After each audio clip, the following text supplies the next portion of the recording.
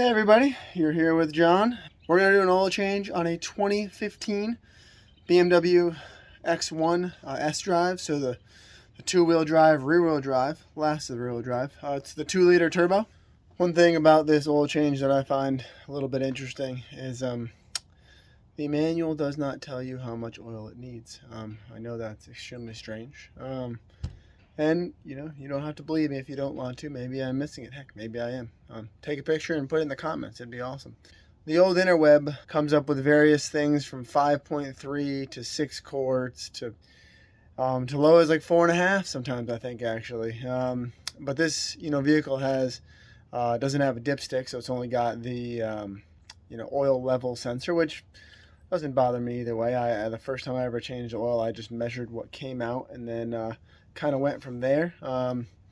So I actually end up putting 6 quarts in it.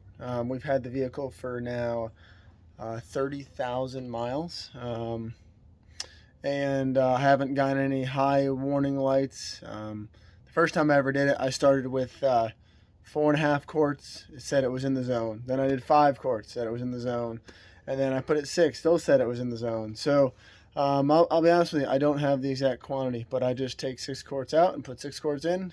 I get the oil analyzed, and everything looks a-okay. Seems like it's working out just fine. So that's the only odd portion of this oil change. Here's what I typically use for this oil change. Like I said, 6 quarts of the BMW 020. The filter, there's your filter and number right there. Comes with a couple O-rings and stuff. We'll get into that. I forget which funnel I have to use. This is the filter housing wrench, obviously ratchet, 10 millimeter T-handle, 10 millimeter any sort of Allen, bunch of rags, and a drain pan. So let's get started. Car's all warmed up. If you have auto start, I suggest don't keep the keys in your pockets. I've once started a truck. I wasn't changing the oil, but I leaned on it and I actually was underneath it and I started it. So just you don't need to be starting it without oil. Oil fill, oil filter. So I pop the oil fill so stuff will drain out a little bit easier.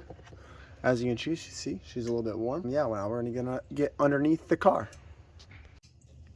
One thing I need to mention here, this is the oil filter, and it comes with the housing O-ring, and it comes with a new drain plug.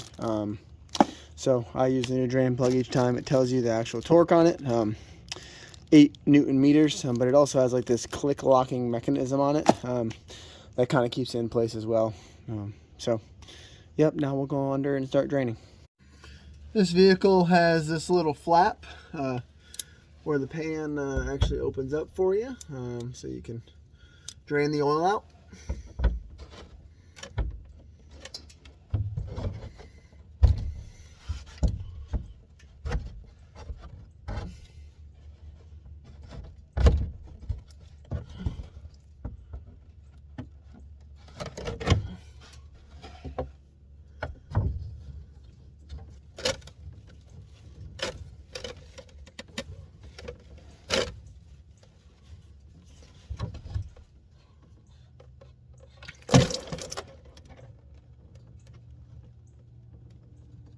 Got the new drain plug on my T-handle.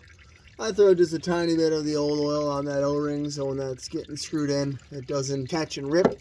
It's at a pretty slow trot right now, so I feel like we're pretty well drained.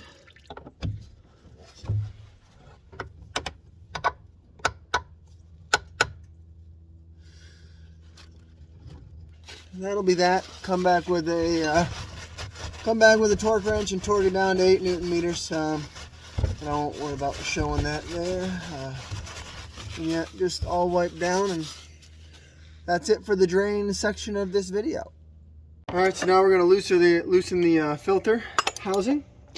This has a pretty good bit of drag because of that O-ring, but once you get it past the O-ring, it loosens up pretty easily.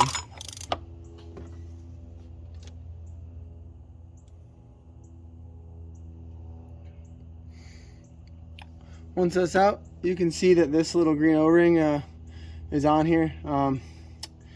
They give you a new one. I replace it. You probably don't really need to, but I do. Since they give it to you in the kit, you might as well. So I'm going to remove the dirty filter. Set it on a couple paper towels here. Okay. I'm going to take this off with a not ideal object, but there you go. Comes off pretty easy. Yeah, but they give you the new O-ring for this as well, so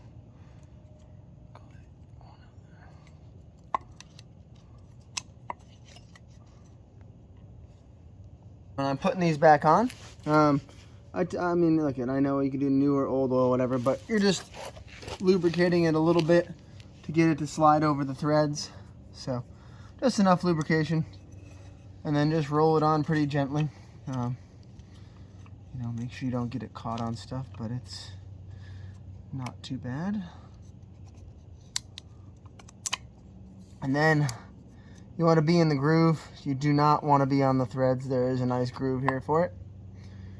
And then also, don't forget your little green O-ring. There you go. And then I always do letters facing me. It was the way when I first did the oil change at 77,000 miles. That's the way it was. That's not to say the person before me did it right, but I just do that. It has a good positive lock. And then you are ready to put this back on the vehicle. All right, we're gonna slide this back down and in.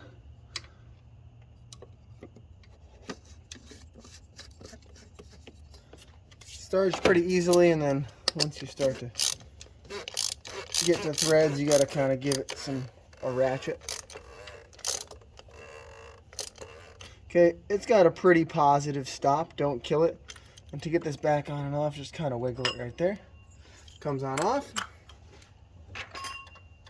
And now we are ready to refill the oil. I know I've said this in a couple other fluid videos, but you always want to shake your oils and stuff. Kind of mixes the additives in that may have settled. Just something I've learned over the years in testing oil and whatnot.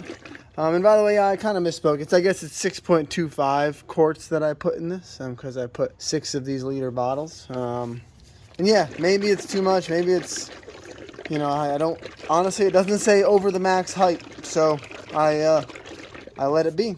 But yeah, we're just going to fill this thing up, and then we're going to be done and over with.